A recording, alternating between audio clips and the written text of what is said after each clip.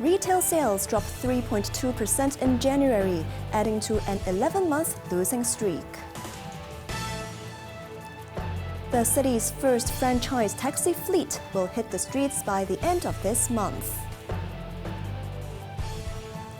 And the city's delegates has taken hundreds of proposals to the annual 2 sessions set to commence in Beijing tomorrow.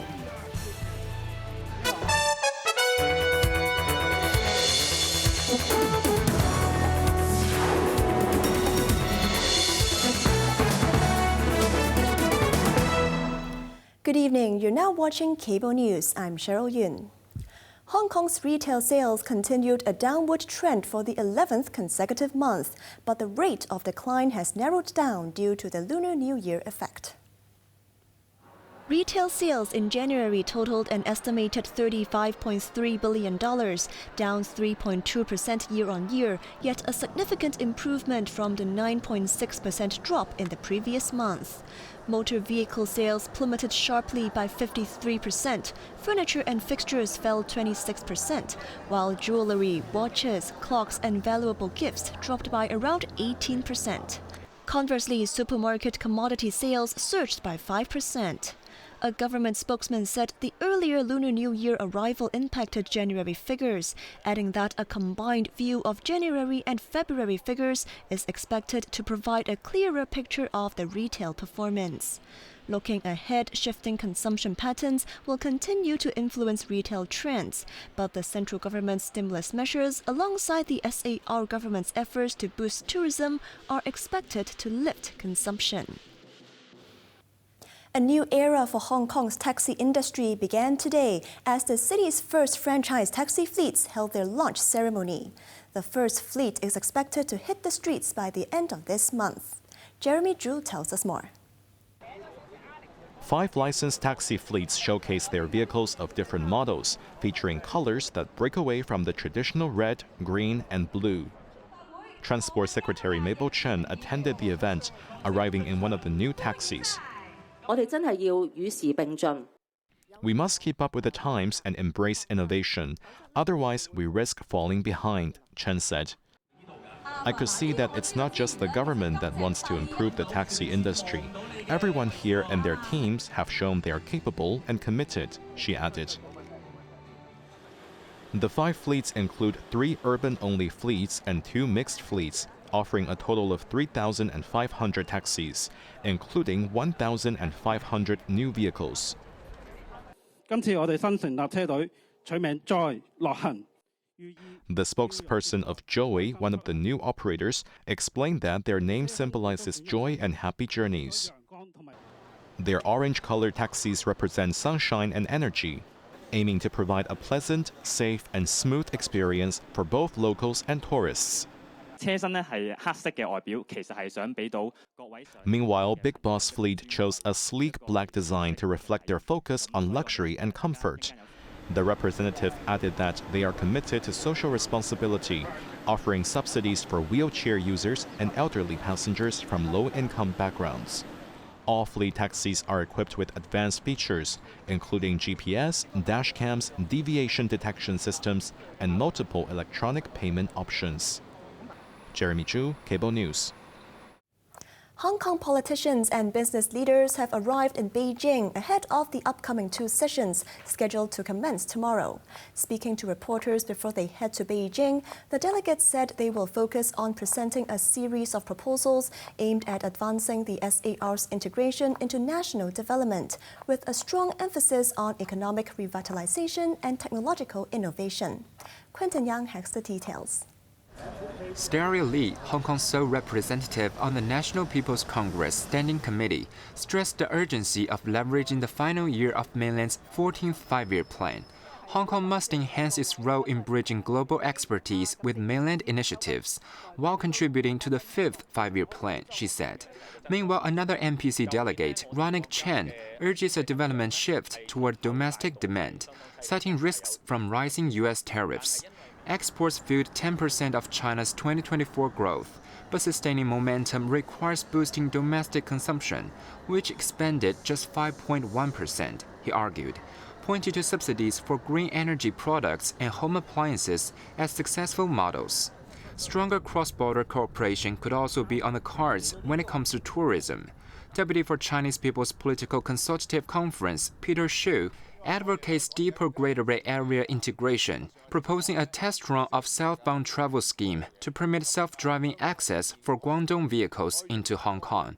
He also endorsed expanding multi-entry visas, currently revived only for Shenzhen residents, to all 9 GBA cities to boost tourism and connectivity.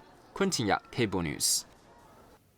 Separately, Chief Executive John Lee will travel to Beijing tomorrow to attend the opening session of the National People's Congress. The city leader is set to attend the NPC opening session on Wednesday and will return to Hong Kong on Thursday. He will be accompanied by his office director, Carol Yip. During Lee's absence, Chief Secretary Eric Chan will act as chief executive. Meanwhile, the Executive Council will not hold meetings for 2 consecutive Tuesdays, as several of its members who also serve as NPC deputies or Chinese People's Political Consultative Conference members are attending the 2 sessions in Beijing. The council will resume on March 18th. In response to the government's plan to reduce social welfare budgets by up to 7% by the 2027-28 financial year, Secretary for Labor and Welfare Chris Sun met with representatives from over 170 social welfare organizations, pledging a collaborative approach to innovate and optimize resources amid fiscal constraints. Quentin Yang reports.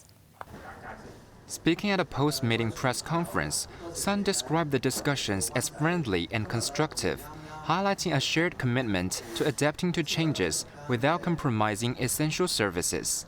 He outlined a tiered reduction plan in which over 120 small and mid-sized agencies will see a 3% funding cut, while the Social Welfare Department will absorb the remaining 4% of the overall target. Larger institutions receiving over $15 million annually, however, will need to implement the full 7% reduction. To ease the transition, Sun announced measures aimed at removing barriers and boosting efficiency. These include simplifying administrative processes, expanding the use of technology, and extending deadlines for agencies to utilize their existing reserves, which total over $4 billion collectively. Flexibility will be at the heart of this transformation, Sun emphasized, assuring that strict service quality standards would remain intact. Quentin Yang, Cable News. Beijing said it is ready to take all necessary measures to protect its interests as the U.S. additional tariffs on Chinese, Canadian, and Mexican goods is set to kick in tomorrow. Jeremy Zhu reports. U.S. Commerce Secretary Howard Lutnick said in a Fox News interview that unless China halts fentanyl trafficking into the U.S., the anticipated extra tariff will proceed as planned.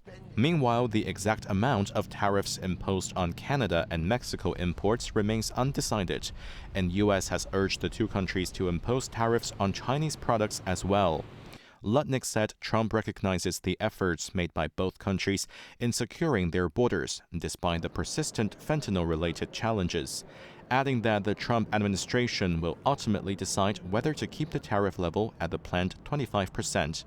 According to mainland media Global Times, Beijing is preparing new countermeasures, including non-tariff measures and potential tariffs on U.S. agricultural products. 美方应立即停止对中国栽赃抹黑。 In Beijing, Foreign Ministry spokesperson Ling Jian condemned the U.S. actions, calling the fentanyl issue a pretext. He vowed China would take all necessary measures to protect its interests and urged adherence to WTO rules and market economy principles. Lin emphasized that there are no winners in a tariff war, calling for dialogue and cooperation to combat unilateralism and trade protectionism. Jeremy Zhu, Cable News. European leaders solidified a coordinated plan during a meeting in London, aiming at ending the ravaging Russia-Ukraine war amid escalating concerns over U.S. disengagement under President Donald Trump. Quentin Yang reports. The high-stakes gathering, hosted by British Prime Minister Keir Starmer, underscored Western resolve to address military aid, sanctions, and long-term security guarantees for Kyiv. We are at a crossroads in history today. This is not a moment for more talk. It's time to act, time to step up and lead, and to unite around a new plan for a just and enduring peace. A 4-point plan had been agreed during the session, which includes military aid to Ukraine and guarantees of Ukraine's sovereignty and security in any peace deal. The proposal will be refined ahead of a Brussels summit on Thursday, where the European Union plans to unveil a continent-wide defense initiative. Stammer also announced an additional $2 billion to purchase over 5,000 air defense missiles for Ukraine, supplementing a $2.8 billion loan backed by profits from frozen Russian assets. Meanwhile, French President Emmanuel Macron reviewed plans for a one-month truce between Russia and Ukraine, covering air, sea, and energy infrastructure. In response, Zelensky said he felt strong support, as he was just given a cold shoulder during a meeting with Donald Trump. However, European leaders stressed the need to preserve U.S. involvement. The discussions drew sharp criticism from Russia, which accused Europe of prolonging the flames of war by considering troop deployments. Meanwhile, U.S. Secretary of State Marco Rubio emphasized that any lasting peace requires Russia's participation at the negotiating table. Quentin Ya, Cable News. Anora was the front-runner at the 97th Academy Awards, taking home 5 Oscars, including the coveted trophy for Best Picture. The top acting prizes went to Adrien Brody and Mikey Madison. Anora. Apart from being crowned the Best Picture, Anora, a strip club Cinderella story without the fairy tale ending, has handed director Sean Baker 3 other top prizes, namely Best Director, Best Screenplay, and Best Editing, making him the first person to win 4 gold statuettes in one night for the same movie. 25-year-old actress Mikey Madison won the lead actress trophy over sentimental favorite Demi Moore. Meanwhile, Adrien Brody clinched his 2nd Oscar for Best Actor, winning for his role as a Hungarian architect who escaped the Holocaust and sailed to the United States to find his American dream. The movie also nailed 2 other awards, including Best Cinematography and Best Original Scores. Winning in the supporting categories were Emilia Perez star Zoe Saldana and a Real Pain star Kieran Culkin.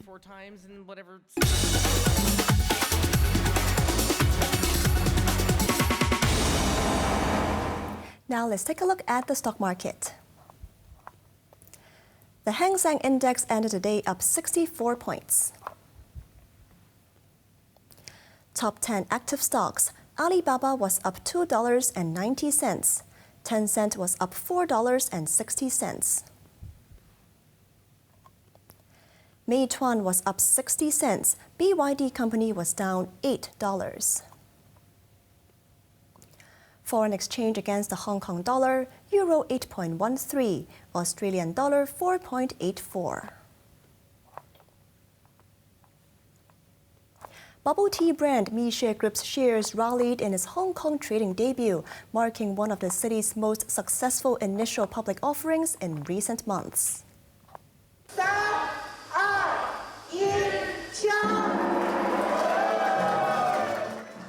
The stock of the Zhengzhou-based fresh drinks maker opened at $262, up 29.4% from its offer price of $202.50. The shares swelled by 43% to close at $290. For those investors who were lucky enough to grab the shares through IPO, they booked a profit of $8,750 per board lot. The listing saw an overwhelming reception. The retail portion was oversubscribed by 5,328 times, with retail investors borrowing nearly $1.83 trillion margin loans to subscribe to the stock, crowning it the new king of frozen capital in Hong Kong stocks.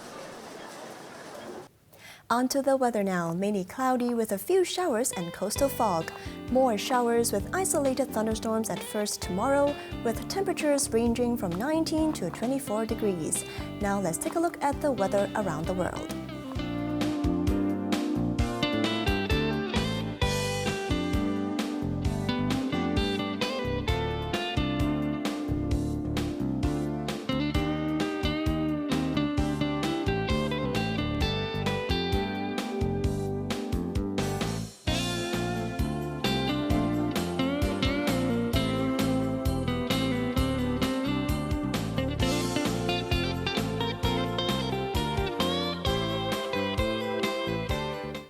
That's our news tonight. I'm Cheryl Yun. Thanks for watching and good night.